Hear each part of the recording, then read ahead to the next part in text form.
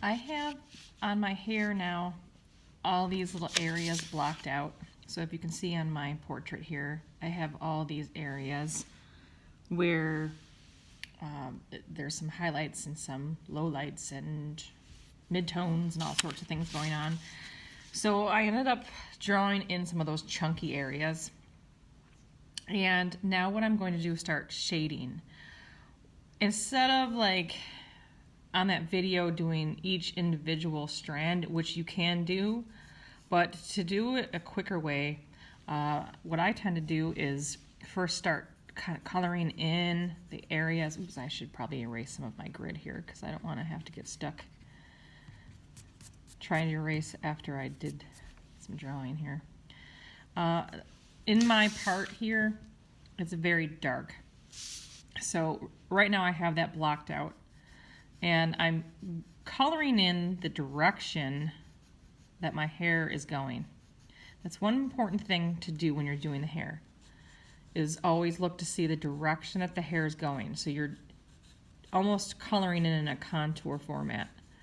Contour is drawing in the direction that the lines are going in. So right now I got that area in that's really dark in my part. And then next thing I'm going to do is go in the other direction. The other darkest area is right here where my hair kind of flips over. And I'm just gonna get some lead down for that area. And like I said, I'm only focusing right now on the darkest spots. And then here, I also have some darkness going on. But as you can see now, I'm coloring in the opposite direction.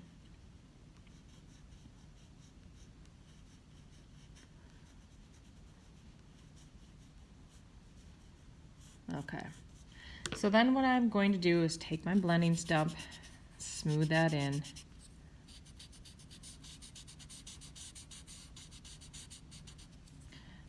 I'm going to smooth it in this direction now.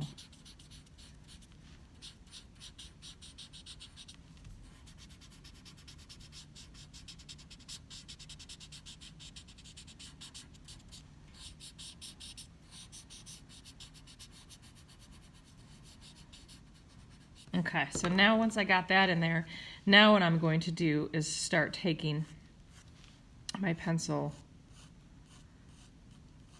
and I'm starting at the part,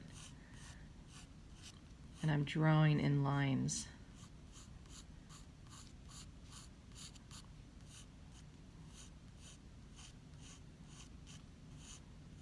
In some areas, because I have a lot of highlights in my hair, some areas will just be left blank. Like here, what I just did, I have a highlight in my hair. Eventually I might have to go a little darker in some spots just so that some areas stand out.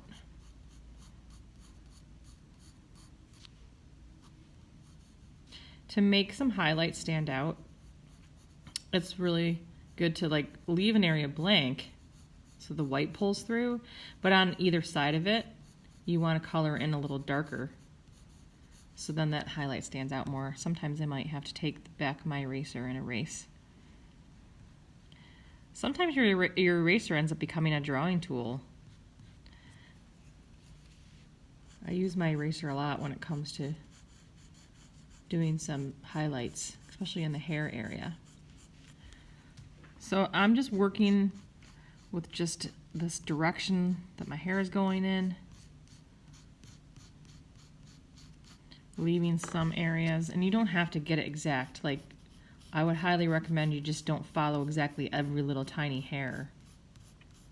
Your main goal is to just get some color down. Oops, I forgot to erase this part now, my grid.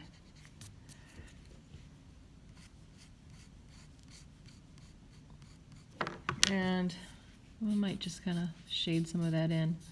I still want to see some of those strands of hair. I'm feeling I'm starting to get to the same value as you can see here and here. So like in my picture here, this is still really, really dark. And that's going to happen throughout your picture as you're drawing. Sometimes it's really hard to get really dark just because your pencil doesn't go any darker.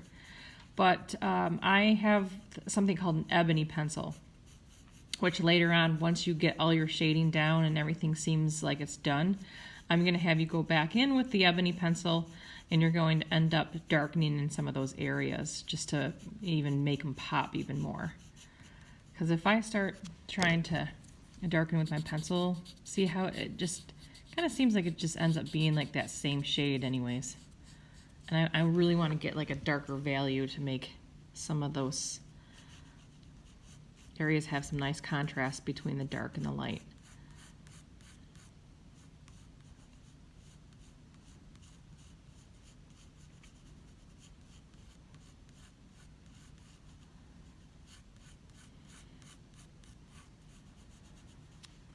And I feel like I'm not adding enough value right here because, like I said, it's the darkest spot. But you have to keep working on it. It's not going to just happen overnight. There's going to be times where I'm telling you, oh, go darker here or go lighter there. It's going to take a little bit of work. But you really have to look at that picture and look at the shapes, you know, for each chunk. And, you know, everybody's hair is different. I'd have to say, like, nobody is the same on what they're going to be doing for your hair. It's just, you know, I can just try to give you as many techniques and ideas as possible. But I think the best is that video that I posted in Schoology on this week's playlist is a really good example. But I like to also do my own videos in the way I do things. But every artist is different. So right now what I'm just trying to do is I'm trying to find some of the lighter areas and some darker areas in my hair.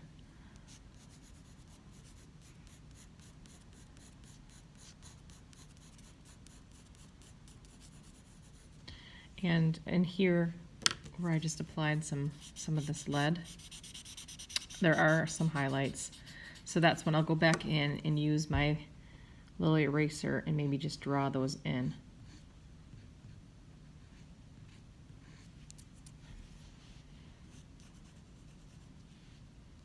And I have a really, really bright highlight right here. So what I'm going to do is just not color anything in. I'm just going to leave a gap. Darken it in either side of it. And leave that highlight to be very bright.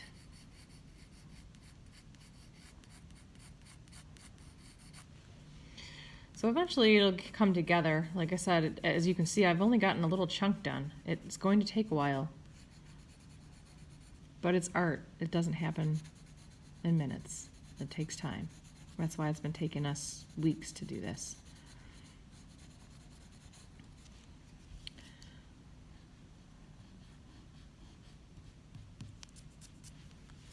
Okay. So your main goal is, you know, the 3 steps. Follow the direction of the hair. Blend in with the blending stump. And then either darken in some areas or leave gaps. So highlights and the shadows. So you really want to pay attention to those things as you are drawing. Okay, thank you.